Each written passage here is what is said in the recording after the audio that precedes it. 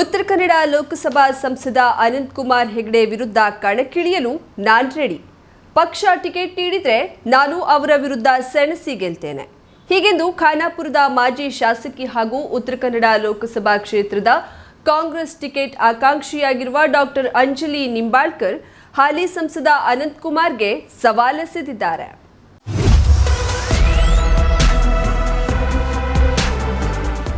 ಖಾನಾಪುರದ ತಮ್ಮ ಸ್ವಗೃಹದಲ್ಲಿ ಕರಾವಳಿ ಮುಂಜಾವು ಡಿಜಿಟಲ್ನ ನಮ್ಮ ಪ್ರತಿನಿಧಿಗಳಾದ ರವಿ, ನಿಖಿಲ್ ಮತ್ತು ಶಶಿ ಅವರು ನಡೆಸಿದ ಸಂದರ್ಶನದ ವೇಳೆ ತಮ್ಮ ಮನದಾಳದ ಮಾತನ್ನ ತೆರೆದಿಟ್ಟ ಡಾಕ್ಟರ್ ಅಂಜಲಿ ಕ್ಷೇತ್ರಕ್ಕೆ ಅಭಿವೃದ್ಧಿ ಮತ್ತು ನಿರುದ್ಯೋಗ ನಿವಾರಣೆಗೆ ಹಾಲಿ ಸಂಸದ ಅನಂತ್ ಕುಮಾರ್ ಏನೆಲ್ಲ ಮಾಡಿದ್ದಾರೆನ್ನುವ ಅವರ ಸಾಧನೆ ತೆರೆದಿಡಲಿ. ಅವರ ವಿರುದ್ಧ ಒಂದೊಮ್ಮೆ ಕಣಕ್ಕಿಳಿಯಲು ಅವಕಾಶ ನೀಡಿದ್ರೆ ಇದನ್ನೇ ಜನರೆದುರು ಪ್ರಶ್ನಿಸ್ತೇನೆ. ಕಾಂಗ್ರೆಸ್ ನನಗೆ ಟಿಕೆಟ್ ನೀಡಿದ್ರೆ ಅವರ ವಿರುದ್ಧ ಗೆದ್ದೇ ಗೆಲ್ತೇನೆ. ಗೆದ್ರೆ ಉತ್ತರ ಕನ್ನಡ ಜಿಲ್ಲೆಗೆ ಅಗತ್ಯವಾಗಿ ಬೇಕಾಗಿರುವ ಸೂಪರ್ ಸ್ಪೆಷಾಲಿಟಿ ಆಸ್ಪತ್ರೆ ತಂದೆ ತರ್ತೇನೆ. ಹೀಗೆ 10 ಸಂಗತಿಗಳನ್ನ ತೆರೆದಿಟ್ಟ ಡಾಕ್ಟರ್ ಅಂಜಲಿ ನಿಂಬಾಳ್ಕರ್ ಜೊತೆ ನಡೆಸಿದ ಮಾತುಕತೆಯ ಪೂರ್ಣ ಪಾಠ ಇಲ್ಲಿದೆ ನೋಡಿ.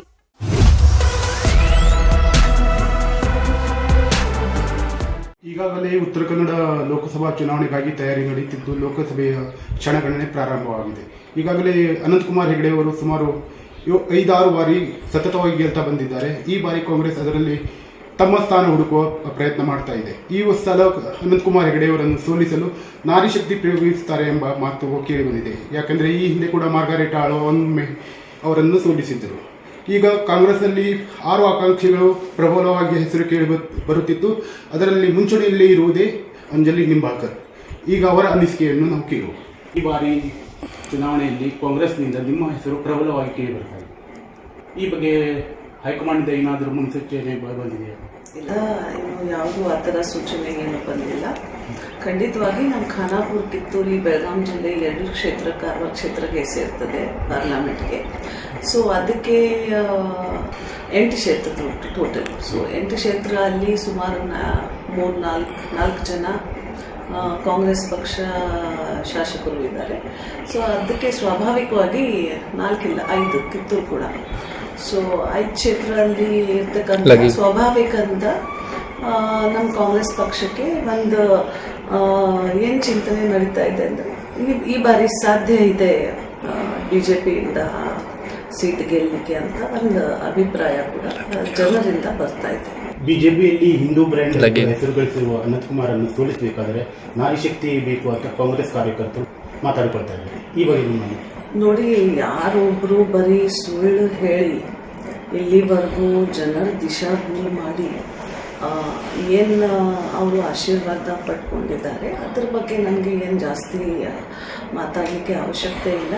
ಯಾಕೆಂದರೆ ಖಂಡಿತವಾಗಿ ಜನರ ತಪ್ಪದಾರಿ ತೋರಿಸೋದು, ಡೆವಲಪ್ಮೆಂಟ್ ಬಿಟ್ಟು ಬರೀ ಹಿಂದೂ ಮುಸಲ್ಮಾನ ಮೇಲೆ ಮಾತಾಡ್ರಿ. ಇಲ್ಲಿವರೆಗೂ ಅವರು ಏನೇನು ಸುಳ್ಳು ಹೇಳಿ ಗೆದ್ದಿದ್ದಾರೆ ಅವರಿಗೆ ಕೂಡ ಜನರ ಏನು ತೀರ್ಮಾನ ತಗೋತಾರೆ ಈ ಬಾರಿ ಗೊತ್ತಾಗುತ್ತೆ. ಮೇಡಮ್, ನಿಜ ಅಂದರೆ ಖಾನಾಪುರ ಮತ್ತು ಏನು ಕಿತ್ತೂರು ಅದು ನಿಮ್ಮ ಹೋಮ್ ಗ್ರೌಂಡ್ ಅಂತ ಆಗಿರೋದು. ಆದರೆ ಉತ್ತರ ಕನ್ನಡ ಭೌಗೋಳಿಕವಾಗಿ ತುಂಬ ವಿಶಾಲವಾದ ಜಿಲ್ಲೆ. ಆದ್ದರಿಂದ ಉತ್ತರ ಕನ್ನಡದಲ್ಲಿ ಕಾಂಗ್ರೆಸ್ನಲ್ಲಿ ಬಣಗಳ ಕಚ್ಚಾಟ ಉಂಟು. ನೀವು ನಾಯಕರ ಜೊತೆ ಮಾತಾಡಿದ್ರ?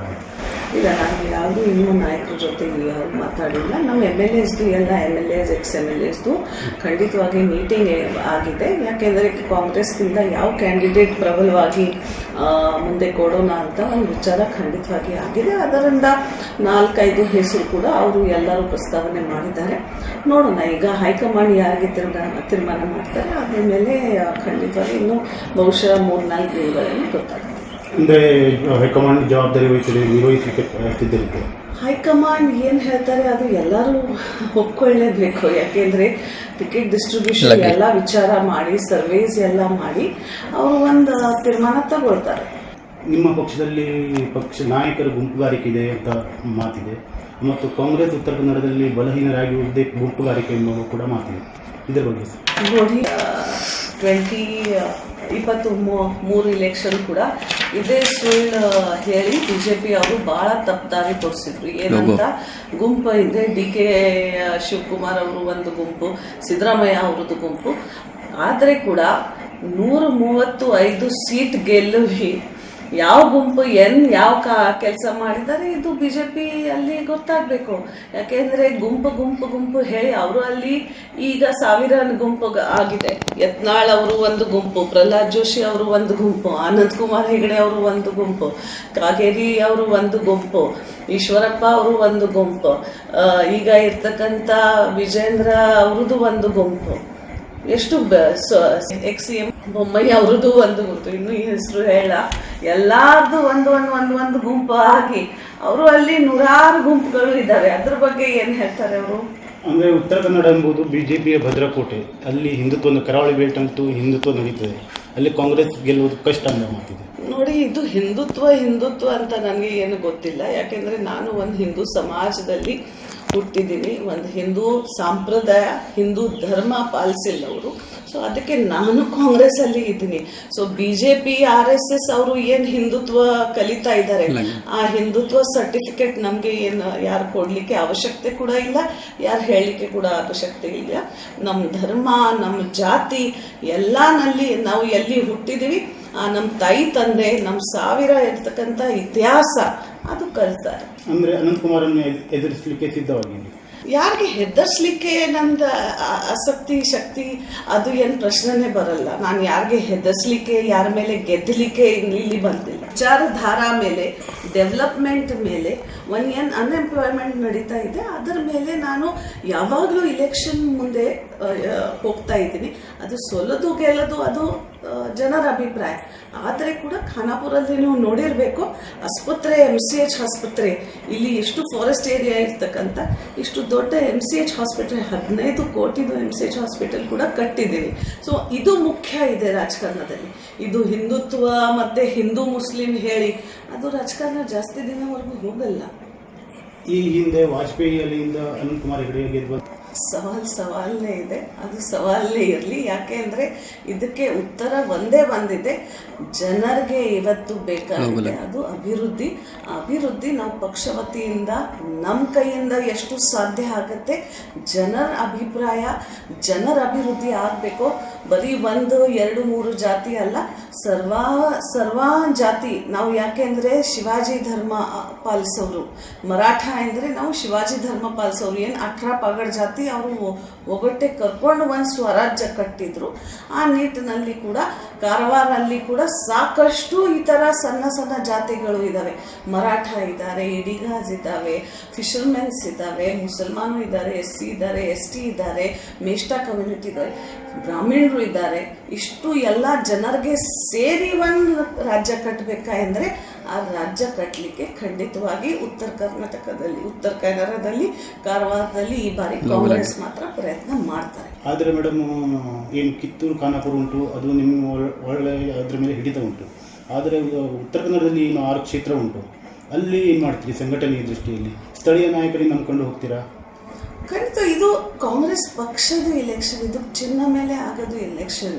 ಆ ಸ್ಥಳೀಯ ನಾಯಕರು, ಸ್ಥಳೀಯ ಏನು ಕಾರ್ಯಕರ್ತರು ಇದ್ದಾರೆ, ಸ್ಥಳೀಯ ಯುವಕರು ಇದ್ದಾರೆ, ಸ್ಥಳೀಯ ಏನು ಲೀಡರ್ಸ್ ಇದ್ದಾರೆ, ಅವರು ಎಲ್ಲ ಒಗ್ಗಟ್ಟೆ ಮಾಡಿ ಒಂದು ಇಲೆಕ್ಷನ್ ಆಗ್ತದೆ. ಇದು ಬರೀ ಒಂದು ಇಂಡಿವಿಜುವಲ್ ಮೇಲೆ ಹೋಗೋದು ಇಲೆಕ್ಷನ್ ಇಲ್ಲ. ಇದು ಪಾರ್ಲಿಮೆಂಟ್ ಇಲೆಕ್ಷನಲ್ಲಿ ಎಲ್ಲರೂ ಒಗ್ಗಟ್ಟೆ ಸೇರಿ ಒಂದು ನಿರ್ಧಾರ ತಗೋಬೇಕು. ಏನಂತ, ಈ ಬಾರಿ ಕಾರವಾರ್ಗೆ ನಾವು ಡೆವಲಪ್ಮೆಂಟ್ ದಾರಿಯಲ್ಲಿ ಕರ್ಕೊಂಡು ಹೋಗೋಣ. ಬರೀ ಹಿಂದುತ್ವ ಮತ್ತು ಸುಳ್ಳು ಮಾಹಿತಿ ಮೇಲೆ, ಸುಳ್ಳು ಏನು ಇಷ್ಟು ಇಲ್ಲಿವರೆಗೂ ಹೇಳಿ ಜನರಿಗೆ ತಪ್ಪು ದಾರಿ ತೋರಿಸಿದ್ದಾರೆ, ಅದು ದಾರಿ ಬಿಟ್ಟು ಒಂದು ಡೆವಲಪ್ಮೆಂಟ್ ದಾರಿಯಲ್ಲಿ ಕರ್ಕೊಂಡು ಹೋಗೋಣ ಅಂತ ಒಂದು ಅಭಿಪ್ರಾಯ ಖಂಡಿತವಾಗಿ ಕಾಂಗ್ರೆಸ್ ಪಕ್ಷದಲ್ಲಿ, ಪ್ರತಿಯೊಂದು ಕಾರ್ಯಕರ್ತದಲ್ಲಿ, ಲೀಡರ್ದಲ್ಲಿ ಅದು ಒಂದು ಅಭಿಪ್ರಾಯ ಖಂಡಿತವಾಗಿ ಇದೆ. ಈಗಾಗಲೇ ಉತ್ತರ ಕನ್ನಡ ಜಿಲ್ಲೆಯ ನಾಯಕರಿದ್ದಾರೆ, ಕಾಂಗ್ರೆಸ್ ನಾಯಕರು, ಶಾಸಕರು, ಮಾಜಿ ಶಾಸಕರು, ಅವ್ರ ಜೊತೆಗೆ ಏನಾದರೂ ಮೀಟಿಂಗ್ ನಡೆದಿದೆ? ನಾನು ಹೇಳಿದೆ, ಅದು ಹಿಂದೆನೇ ಕೂಡ ನಿಮಗೆ ಹೇಳಿದೆ. ನಮ್ಮ ಪಕ್ಷದ ಅಧ್ಯಕ್ಷ DK ಶಿವಕುಮಾರ್ಜಿ ಅವರು ಮತ್ತು CM ಸಿದ್ದರಾಮಯ್ಯಜಿ ಅವರು, ಇವರು ಎಲ್ಲರೂ ಈ ಎಲ್ಲ MLAs ಜೊತೆ ಮೀಟಿಂಗ್ ಮಾಡ್ತಾ ಇದ್ದಾರೆ. ಒಂದು ತೀರ್ಮಾನ ತಗೊಳ್ತಾ ಇದ್ದಾರೆ, ಸರ್ವೇಸ್ ನಡೀತಾ ಇದೆ. ಅದರ ಮೇಲೆ ಅವರು ಏನು ತೀರ್ಮಾನ ತಗೊಳ್ತಾರೆ ಎಲ್ಲ, ಮತ್ತು ದಿಲ್ಲಿ ಹೈಕಮಾಂಡ್ ಏನು ರಿಪೋರ್ಟ್ ಕಳಿಸಿ, ಇಲೆಕ್ಷನ್ ಕಮಿಷನ್ ಏನು ನಮ್ಮ ಪಕ್ಷದ ಇಲೆಕ್ಷನ್ ಕಮಿಷನ್ ಏನು ಕೂತ್ಕೊಳ್ತಾರೆ, ಅದು ಯಾರೋ ಕ್ಯಾಂಡಿಡೇಟ್ ಇರಲಿ ಈ ಬಾರಿ ನಾವು ಖಂಡಿತವಾಗಿ ಡೆವಲಪ್ಮೆಂಟ್ ಏನು ಮತ್ತು 5 ಗ್ಯಾರಂಟೀಸ್ ಸರ್ಕಾರ ಏನು 2023 ಅಲ್ಲಿ ಒಂದು ಆಶ್ವಾಸನೆ ಕೊಟ್ಟಿದ್ರು 5 ಗ್ಯಾರಂಟೀಸ್ದು, ಅದು ವಿದಿನ್ 3 ಮಂತ್ಸ್ ಅವರು ಎಲ್ಲ ಗ್ಯಾರಂಟೀಸ್ ಜನರಿಗೆ ಮುಟ್ಟಿಸ್ತಾ ಇದೆ. ಮುಖ್ಯವಾಗಿ ಗೃಹಲಕ್ಷ್ಮಿ ಇಷ್ಟು ಜನರಿಗೆ, ಇಷ್ಟು ಮಹಿಳೆಯರಿಗೆ ಕಷ್ಟದಲ್ಲಿ 2,000 ಬರ್ತಕ್ಕಂಥ ಅದು ಭಾಳ ದೊಡ್ಡ ಸಹಾಯ. ಅವರು ಯಾವ ಮಹಿಳಾ ಮರಿಲಿಕ್ಕೆ ಸಾಧ್ಯನೇ ಇಲ್ಲ. ಇಷ್ಟು ಮಹಿಳೆಯರು ಇವತ್ತು ದೇವಸ್ಥಾನ ಹೋಗಿ ನಮಸ್ಕಾರ ಮಾಡಲಿಕ್ಕೆ ಕಾರಣ ಎಂದರೆ ಕಾಂಗ್ರೆಸ್ ಪಕ್ಷ, ಅದು ಶಕ್ತಿ ಯೋಜನೆ, ಅದು ಮರಿಲಿಕ್ಕೆ ಸಾಧ್ಯನೇ ಇಲ್ಲ. ಇವತ್ತು ಖಾನಾಪುರಲ್ಲಿ ನೀವು ನೋಡಿದ್ರೆ ಅಂದರೆ 95% ಜನ ಇವತ್ತು ವಿದ್ಯುತ್ ಬಿಲ್ನೇ ಕಟ್ತಾ ಇಲ್ಲ. ಅದು ಗೃಹ ಜ್ಯೋತಿ ಯೋಜನೆ. ಇದು ಎಲ್ಲ ಯೋಜನೆ ನಾವು ಜನರ ಮುಂದೆ ಕರ್ಕೊಂಡು ಹೋಗಬೇಕು. ಇದು ನಮ್ಮ ಕಾಂಗ್ರೆಸ್ ಪಕ್ಷದ ಸಾಧನೆ ಅಂತ ತೋರಿಸಿದ್ರೆ ಖಂಡಿತವಾಗಿ ಜನ ಈ ಬಾರಿ ಡೆವಲಪ್ಮೆಂಟ್ ಮತ್ತು ಈ 5 ಗ್ಯಾರಂಟೀಸ್ ಮೇಲೆ ಕಾರವಾರ ಜನ ಕಾಂಗ್ರೆಸ್ ಪಕ್ಷಕ್ಕೆ ಆಶೀರ್ವಾದ ಕೊಡ್ತಾರೆ ಅಂತ ಒಂದು ವಿಶ್ವಾಸ ನನಗೆ ಮಾತ್ರ ಇದೆ. ಕಾಂಗ್ರೆಸ್ ಪಕ್ಷದ ಗ್ಯಾರಂಟಿ ಯೋಜನೆಗಳು ಕೇವಲ ರಾಜ್ಯಕ್ಕೆ ಸೀಮಿತ, ಕೇಂದ್ರದ ವಿಷಯ ಬಂದಾಗ ದೇಶದ ಸುರಕ್ಷತೆ, ದೇಶಾಭಿಮಾನ, ದೇಶದ ಎಂಬ ಪ್ರಶ್ನೆ ಎಲ್ಲ ಅನಂತಕುಮಾರ್ ಎತ್ತಾಗಿರ್ತಾರೆ. ನಮ್ಗೆ ಇಲ್ಲ, ನಿಮ್ಗೆ ದೇಶಭಕ್ತಿ ಇಲ್ಲ, ಮತ್ತೆ ಯೋಜನೆ ಬರಲಿಲ್ಲ. ಲೋಕಸಭಾ ಅಂತ ಹೇಳಿದ್ರೆ 15 ಲಕ್ಷ ಮೋದಿ ಪಕ್ಷ, ಬಿಜೆಪಿ ಪಕ್ಷ 14 ಇಲೆಕ್ಷನ್ ಟೈಮ್ನಲ್ಲಿ ಹೇಳಿದ್ರು 15 ಲಕ್ಷ ನಿಮ್ಮ ಅಕೌಂಟ್ಗೆ ಅಂತ ಸಿಗ್ತಾ ಇದೆ. ನಿಮ್ಮ ಅಭಿಪ್ರಾಯ ನೀವು ಏನಂತ ಇದೆ ಅಂತ ಹೇಳಿದ್ರೆ ನೀವು ದೇಶದ್ರೋಹಿ ಆಗ್ತೀರಾ. ನಾವು ಶಿವಾಜಿ ಮಹಾರಾಜ್ದು ಇತಿಹಾಸ ಹೇಳಿದ್ರೆ, ಅಂಬೇಡ್ಕರ್ ಇತಿಹಾಸ ಹೇಳಿದ್ರೆ, ಸಂವಿಧಾನ ಬಗ್ಗೆ ಮಾತಾಡಿದ್ರೆ, ಫುಲೆ ಇತಿಹಾಸ ಹೇಳಿದ್ರೆ ನಾವು ದೇಶದ್ರೋಹಿ ಆಗ್ತೀವಿ. ಇವರು ಕಾನ್ಸ್ಟಿಟ್ಯೂಷನ್ ಬದಲಾವಣೆ ಮಾಡಲಿಕ್ಕೆ ಹೊಂಟಿದ್ದಾರೆ ಅಂತ ಹೇಳ್ತಾರೆ. ಇಂತಹ ಪಕ್ಷಕ್ಕೆ, ಇಂಥ ಜನರಿಗೆ ಏನು ಇವರಿಗೆ ಬದುಕಲಿಕ್ಕೆ ಕಾನ್ಸ್ಟಿಟ್ಯೂಷನ್ನೇ ಕಾರಣ. ಇವರು ಮರಿಬಿಟ್ಟಿದ್ದಾರೆ. ಇದಕ್ಕಿಂತ ಮುಖ್ಯವಾಗಿ ನಾನು ಪ್ರತಿಯೊಂದು ಭಾಷಣ ಅಲ್ಲಿ ಹೇಳ್ತೀನಿ, ನಿಮ್ಮ ಚಾನಲ್ ಮುಖಾಂತರ ಎಲ್ಲ ಜನರಿಗೆ ಕೂಡ ಹೇಳಲಿಕ್ಕೆ ಬಯಸ್ತೀನಿ. ಯಾವ ಶಾಲೆಯಲ್ಲಿ ನೀವು ಕಲ್ದಿದ್ದೀರಾ, ಯಾವ ಬ್ರಾಹ್ಮಣತ್ವ ಸ್ತೋತ್ರ ಇದು ಅದು ಅಂತ ಹೇಳ್ತಾ ಇದ್ದೀರಾ, ಯಾವ ಹಾಸ್ಪಿಟಲ್ನಲ್ಲಿ ಹುಟ್ಟಿದ್ದೀರಾ, ಅದು ಕೂಡ ಕಾಂಗ್ರೆಸ್ ಪಕ್ಷ ಕೊಡುಗೆ. ಅದು ಯಾರು ಮರಿಬಾರ್ದು. ಉತ್ತರ ಕನ್ನಡದಲ್ಲಿ ಪ್ರಬಲವಾಗಿ ಅಂದರೆ ಹಿಂದುತ್ವದ ಬಗ್ಗೆ ಮತ್ತು ದೇಶದ ಬಗ್ಗೆ ಮಾತಾಡಿದರೆ ಓಟ್ ಬೀಳ್ತದೆ ಎಂಬ ನಂಬಿಕೆ ಉಂಟು. ಈಗಾಗಲೇ ನಿಮ್ಮ ವಿಧಾನಸಭೆಯಲ್ಲಿ ನೀವು ಕೇಳಿರಬಹುದು, ಪಾಕಿಸ್ತಾನ್ ಜಿಂದಾಬಾದ್ ಎಂದೆಲ್ಲ ಸ್ಲೋಗನ್ ಹಾಕಿದ್ದಾರೆ. ಅದರ ಬಗ್ಗೆ ನಿಮ್ಮ ಅಭಿಪ್ರಾಯ? ವಿಧಾನಸಭೆಯಲ್ಲಿ ಎಲ್ಲಿ ಪಾಕಿಸ್ತಾನ? ಅವರು ಅದೇ ಹೇಳ್ತಾ ಇದ್ದೀನಿ, ವಾಟ್ಸಪ್ ಮತ್ತೆ ಫೇಸ್ಬುಕ್ ಸುಳ್ಳು ಫ್ಯಾಕ್ಟ್ರಿ ಏನು ನಡೀತಾ ಇದೆ, ಆ ಸುಳ್ಳು ಫ್ಯಾಕ್ಟ್ರಿ ಬಂದ್ ಮಾಡಿಸಿದ್ರೆ ಜನರಿಗೆ ಗೊತ್ತಾಗುತ್ತೆ. ಕಟ್ ಪೇಸ್ಟ್ ಮತ್ತೆ ಏನು ಆರ್ಟಿಫಿಷಿಯಲ್ ಇಂಟೆಲಿಜೆನ್ಸ್ ಇಂದ, ಇಲ್ಲ ಅಂದರೆ ವಾಯ್ಸ್ ರೆಕಾರ್ಡಿಂಗ್ ಇಂದ ಬೇರೆ ಬೇರೆ ಒರಿಜಿನಲ್ ವಿಡಿಯೋಸ್ ಈಗ ತಾನೇ ಅವರು ಈ ತರ ಹೇಳಿದ ಮೇಲೆ CM ಅವರು ಆ ವಿಡಿಯೋ ಕಳಿಸಿದ್ದಾರೆ ಫಾರೆನ್ಸಿಕ್ಗೆ.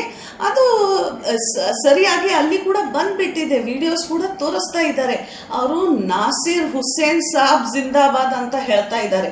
ಇದು ಸುಮ್ಮನೆ ಪಾಕಿಸ್ತಾನ್ ಜಿಂದಾಬಾದ್ ಅಂತ ಹೇಳಿ, ಅದೇ ಹೇಳ್ತಾ ಇದ್ದೀನಿ, ಪ್ರತಿಯೊಂದು ಇಲೆಕ್ಷನ್ ಟೈಮ್ ಬರೀ ಹಿಂದೂ ಮುಸಲ್ಮಾನ್, ಬರೀ ದೇಶಭಕ್ತಿ, ಬರೀ ಇಂಡಿಯಾ ಪಾಕಿಸ್ತಾನ್ ಇದರ ಮೇಲೆ ರಾಜಕಾರಣ ಮಾಡೋದು, ಜಾತಿ ಧರ್ಮ ಬರೀ 3-4 ಮೇಲೆ ರಾಜಕಾರಣ ಮಾಡೋದು ಸ್ವಲ್ಪ ಬಂದ್ ಮಾಡಬೇಕು.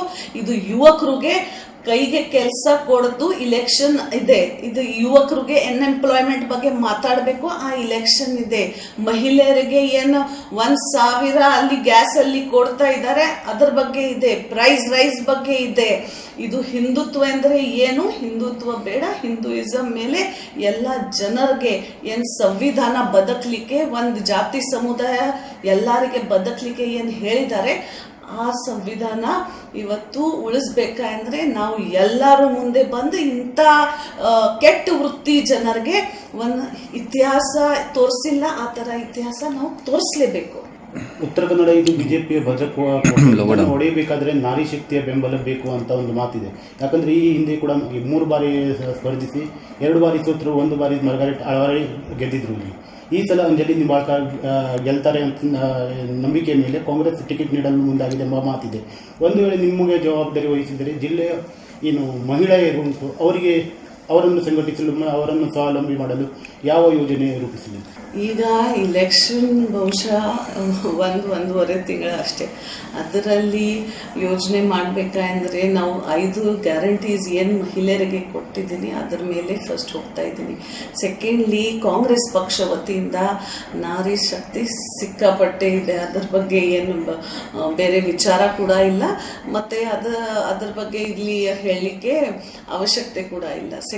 ಥರ್ಡ್ಲಿ ಇಲೆಕ್ಷನ್ ಹೋಗೋ ಸಂದರ್ಭ ಕಾರವಾರ ನಾನು ಹೇಳಿದ್ದೀನಿ 5 ಗ್ಯಾರಂಟೀಸ್ ಮೇಲೆ, ಮತ್ತೆ ಅಲ್ಲಿ ಆಸ್ಪತ್ರೆ ಇರಲಿ, ಯುವಕರು ಕೆಲಸ ಸಿಕ್ಕಬೇಕು ಆ ನಿಟ್ಟಿನಲ್ಲಿ ಇರಲಿ. ಈ 2, 3, 4 ಪಾಯಿಂಟ್ಸ್ ಮೇಲೆ ನಾವು ಜನರ ಮುಂದೆ ನಮ್ಮ ಅಭಿಪ್ರಾಯ, ನಮ್ಮ ಕ್ಯಾಂಡಿಡೇಟ್ ಕರ್ಕೊಂಡು ಹೋಗ್ತಾ ಇದ್ದೀವಿ. ಅಂದರೆ ಮುಂದಿನ ಏನು ಲೋಕಸಭೆ ಚುನಾವಣೆ ಉಂಟು ಅದು ರಾಜ್ಯದ ಸಾಧನೆ ಮೇಲೆ ಸ್ಪರ್ಧಿಸ್ತೀರಿ ಅಥವಾ ಕೇಂದ್ರ ಹೈಕಮಾಂಡ್ ಅಂದರೆ ಕಾಂಗ್ರೆಸ್ ಕೇಂದ್ರ ನಾಯಕತ್ವದ ಮೇಲೆ ಇದು ಮಾಡ್ತೀರಿ? ಇಲ್ಲ, ಇದು ಮುಖ್ಯ ಕಾರವಾರ ಮೇಲೆ ಹೋಗೋದು ಇಲೆಕ್ಷನ್ ಇದೆ. ಕಾರವಾರ ಜಿಲ್ಲೆಯ ಜನರಿಗೆ, ಕಾರವಾರ ಜಿಲ್ಲೆಯ ಬರ್ತಕ್ಕಂಥ ಎಲ್ಲ ಊರಿಗೆ, ಕಾರವಾರ ಪಾರ್ಲಿಮೆಂಟ್ ಬರ್ತಕ್ಕಂಥ ಎಲ್ಲ ಕಾನ್ಸ್ಟಿಟ್ಯೂಯೆಂಟ್ಸ್ಗೆ ಏನು ಬೇಕೋ ಅದು ಕೊಡಿಸ್ಲಿಕ್ಕೆ ನಾವು ಕಾಂಗ್ರೆಸ್ ಪಕ್ಷ ವತಿಯಿಂದ ಸಿದ್ಧವಾಗಿದ್ದೀನಿ. ಆ ಇಲೆಕ್ಷನ್ ಇದೆ. ಇದು ದೇಶಭಕ್ತಿ, ದೇಶ ನಾಯಕತ್ವ ಮತ್ತು ರಾಜ್ಯ ನಾಯಕತ್ವ ಬೇಡ. ಇದು ಎಲ್ಲರ ಮೇಲೆ ಕಾರವಾರ ಖಾನಾಪುರ ಥರ ಭಾಳ ಹಿಂದೆ ಉಳಿದಿದೆ. ಆ ಹಿಂದೆ ಇರ್ತಕ್ಕಂಥ ಜಿಲ್ಲೆ ಈಗ ಮುಂದೆ ಕರ್ಕೊಂಡು ಬರಬೇಕಾದ್ರೆ ನಮ್ಮ ಕಾರವಾರ ಜಿಲ್ಲಾ ಜನ ಏನು ಬೇಕೋ ಅದು ಫಸ್ಟ್ ಕೊಡಬೇಕು. ಬಾಕಿ ಯಾರು ಬರ್ತಾರೆ ಹೋಗ್ತಾರೆ, ಯಾಕೆಂದರೆ ಯಾರ ಮೇಲೆಯಿಂದ ಇವ್ರಿಗೆ ಆಶ್ರಯ ಮಾಡಲಿಕ್ಕೆ ಯಾರೂ ಇಲ್ಲಿವರೆಗೂ ಬಂದಿಲ್ಲ. 5-6 ಟರ್ಮ್ಸ್ ಗೆದ್ದ ಮೇಲೆ ಕೂಡ ಇನ್ನೂ ಕಾರವಾರ ಎಷ್ಟು ಹಿಂದುಳಿದು ಉಳಿದಿದೆ ಅಂತ ನಿಮ್ಮ ಮುಂದೆನೇ ಎಲ್ಲ ಕಾಣ್ತಾ ಇದೆ. ಫಾರೆಸ್ಟ್ ಏರಿಯಾ ಇರ್ತಕ್ಕಂಥ ಇರಲಿ, ಹಾಸ್ಪಿಟಲ್ಸ್, ನಾನು ಒಂದು ಡಾಕ್ಟರ್ ಆಗಿ ಅಲ್ಲಿ ಒಂದು ಸುಲಭವಾಗಿ ಹಾಸ್ಪಿಟಲ್ ಕಟ್ಟಲಿಕ್ಕೆ ಖಂಡಿತವಾಗಿ ನನ್ನ ಕನಸಿದೆ. ಇಲ್ಲಿ ಕೂಡ ಶಾಸಕಿಯಾಗಿ ಅದೇ ಕನಸಿತ್ತು, ನಾನು ಮಾಡಿ ತೋರಿಸಿದ್ದೀನಿ. ಇದು 15 ಕೋಟಿದು ಗರ್ಭಿಣಿಗೋಸ್ಕರ MCH hospital, maternal and child care hospital ಮಾಡಿ ತೋರಿಸಿದ್ದೀನಿ.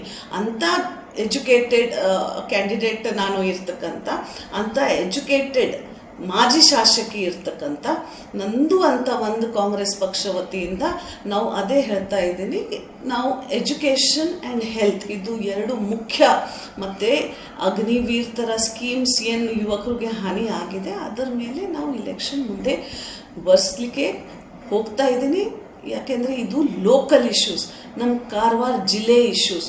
ಇದು ಜಿಲ್ಲೆ ಇಶ್ಯೂ ಯಾರು ಮುಂದೆ ಮಂಡಿಸ್ತಾರೆ ಅವರಿಗೆ ಖಂಡಿತವಾಗಿ ಕಾರವಾರ ಜನ ಆಶೀರ್ವಾದ ಕೊಡ್ತಾರೆ ಅಂತ ವಿಶ್ವಾಸ ನನಗೆ ಇದೆ.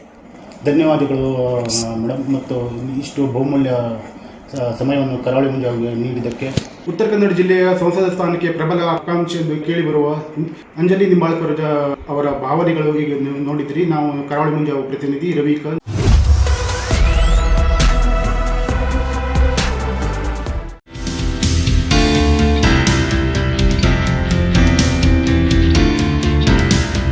Karwar Ankola premier league KPL tennis ball cricket tournament ಶೀಘ್ರದಲ್ಲೇ ದಿನಾಂಕ ಘೋಷಣೆ. 12 ತಂಡಗಳು ಭಾಗಿ. ಕಾರವಾರ ಮಾಲಾದೇವಿ ಮೈದಾನದಲ್ಲಿ ಅದ್ದೂರಿ cricket tournament. Halaga Ulaga Knight Riders, Keni Royals, Mallapur Super Kings, Ankola Lions, Sunrisers Karwar, Nandanagadda Sixers, Shejwad Titans, Sadashivgad Warriors, Avarsa Tigers, Kone Super Giants, Baithkol Chargers, Majali Thunders ತಂಡಗಳು ಪಾಲ್ಗೊಳ್ಳಲಿವೆ. ಕಾರವಾರ ನಗರದ ಮಾಲಾದೇವಿ ಮೈದಾನದ ಬಳಿ ಮತ್ತು ಅಂಕೋಲಾದ Kamath plus hardware and paints ಬಳಿ ನೋಂದಾಯಿಸಿಕೊಳ್ಳಬಹುದಾಗಿದೆ. ಅಮಿತ್ ಕಾಮತ್ 9035126259, ರತ್ನಾಕರ್ ನಾಯ್ಕ್ 9945372227ಗೆ ಸಂಪರ್ಕಿಸಬಹುದು. ಶುಭಾರಂಭಗೊಂಡಿದೆ ಹೊನ್ನಾವರದಲ್ಲಿ ನೂತನ ಜವಳಿ ಮಳಿಗೆ. Shri Mallikarjuna silks, bank road, Honnavar. ಪರಂಪರೆಯ ಸಾಂಪ್ರದಾಯಿಕ ಉಡುಪು, ಹೊಸ ತಲೆಮಾರಿನ ಯುವಕ ಯುವತಿಯರ ಮನಸೆಳೆಯುವ ವಿನ್ಯಾಸದ, ವಿದ್ಯಾರ್ಥಿನಿಯರ ಹಾಗೂ ಚಿಣ್ಣರಿಂದ ಎಲ್ಲಾ ವಯೋಮಾನದವರ ಮನಮೆಚ್ಚುವ ನವನವೀನ ಶೈಲಿಯ ವಿಶ್ವಪ್ರಸಿದ್ಧ ಕಂಪನಿಗಳ ಉತ್ಕೃಷ್ಟ ಗುಣಮಟ್ಟದ ವಸ್ತ್ರ ವಿನ್ಯಾಸಗಳ ರೆಡಿಮೇಡ್ ಬಟ್ಟೆಗಳನ್ನ ಇದೀಗ ಬೃಹತ್ ಮಳಿಗೆಯಲ್ಲಿ ಕೈಗೆಟುಕುವ ದರದಲ್ಲಿ ಲಭ್ಯ. ಇಂದೇ ಭೇಟಿ ನೀಡಿ. Mallikarjuna silks, bank road, Honnavar, Uttara Kannada.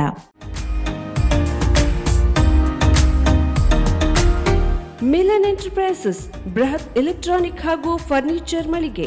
Uttara Kannada ಜಿಲ್ಲೆಯಲ್ಲೇ ಅತಿ ಹೆಚ್ಚು ಮಳಿಗೆಗಳನ್ನ ಹೊಂದಿರುವ, ಅತಿ ಹೆಚ್ಚು ಸಂತೃಪ್ತ ಗ್ರಾಹಕರನ್ನ ಹೊಂದಿರುವ ಮೂಲಕ ಹೆಗ್ಗಳಿಕೆಗೆ ಪಾತ್ರವಾಗಿರುವ ಏಕೈಕ ಸಂಸ್ಥೆ ಮಿಲನ್ ಎಂಟರ್ಪ್ರೈಸಸ್. ನಮ್ಮ ಮಳಿಗೆಗಳಲ್ಲಿ ಪ್ರಸಿದ್ಧ ಕಂಪನಿಗಳ electronic refrigerator, washing machine, LED TV, ಎಸಿಗಳು ಲಭ್ಯ. ಭಾರತದ ಕರಾವಳಿ ಹವಾಮಾನಕ್ಕೆ ಹೊಂದಿಕೊಳ್ಳುವ ನಂಬರ್ 1 ಬ್ರ್ಯಾಂಡ್ ಆದ ಗೋದ್ರೇಜ್ ಕಂಪನಿಯ ಕಪಾಟು, ಆಫೀಸ್ ಟೇಬಲ್, ಆಫೀಸ್ ಚೇರ್, ಬ್ಯಾಂಕ್ಗಳಿಗೆ ಹಾಗೂ ಚಿನ್ನದ ಅಂಗಡಿಗಳಿಗೆ ಬೇಕಾಗುವ ಸೇಫ್ ಲಾಕರ್ಗಳು ಅತಿ ಕಡಿಮೆ ಬೆಲೆಯಲ್ಲಿ ಲಭ್ಯವಿದೆ. Teak wood sofa set, wooden dining table ಹಾಗೂ ಗ್ರಾಹಕರಿಗೆ ಬೇಕಾಗುವ ಅಳತೆಯಲ್ಲಿ ನಿಮ್ಮ ಮನೆಗೆ ಹೊಂದಿಕೊಳ್ಳುವ ಹಾಗೆ ಫರ್ನಿಚರ್ ಗಳನ್ನ ಮಾಡಿಕೊಡಲಾಗುವುದು. ಕಸ್ಟಮೈಸ್ಡ್ ಕಿಚನ್, ವಾರ್ಡ್ರೋಬ್ ಗಳನ್ನ ಅತಿ ಹೆಚ್ಚು ವರ್ಷಗಳ ಕಾಲ ಬಾಳಿಕೆ ಬರುವ ಹಾಗೆ ವಾರಂಟಿಯೊಂದಿಗೆ ಮಾಡಿಕೊಡಲಾಗುವುದು.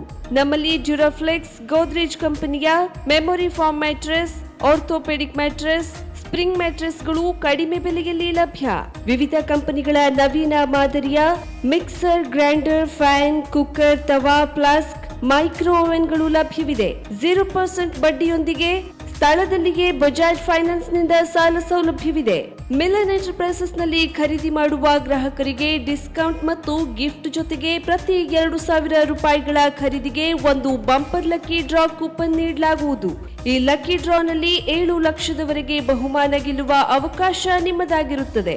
ಲಕ್ಕಿ ಡ್ರಾದಲ್ಲಿ 1 ಕಾರ್, 2 ಬೈಕ್ ಮತ್ತು ರೆಫ್ರಿಜರೇಟರ್, ವಾಷಿಂಗ್ ಮಷೀನ್ ಸೇರಿದಂತೆ 30 ಲಕ್ಕಿ ಗ್ರಾಹಕರಿಗೆ ಬಹುಮಾನ ಗೆಲ್ಲುವ ಅವಕಾಶ. ಗ್ರಾಹಕರ ಸಂತೃಪ್ತಿಗೆ ನಮ್ಮ ಮೊದಲ ಆದ್ಯತೆ ಎನ್ನುವುದು ಮಿಲನ್ ಎಂಟರ್ಪ್ರೈಸಸ್ನ ವಾಕ್ಯ. ಉತ್ತರ ಕನ್ನಡ ಜಿಲ್ಲೆಯ ನಮ್ಮ ಶೋರೂಮ್ಗಳಾದ ಮುಲ್ಲಾ ಸ್ಟಾಪ್ ಹತ್ತಿರ Kodibag road, Kajubag, Karwar.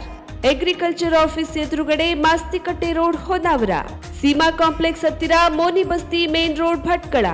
Indian Bank ಎದುರು CP bazaar road, Sirsi. JS building, JN road, Dandeli. KS building, Motikeri road, Haliyal. ಇಲ್ಲಿಗೆ ತಪ್ಪದೇ ಭೇಟಿ ನೀಡಿ ಸಂತೃಪ್ತರಾಗಿ.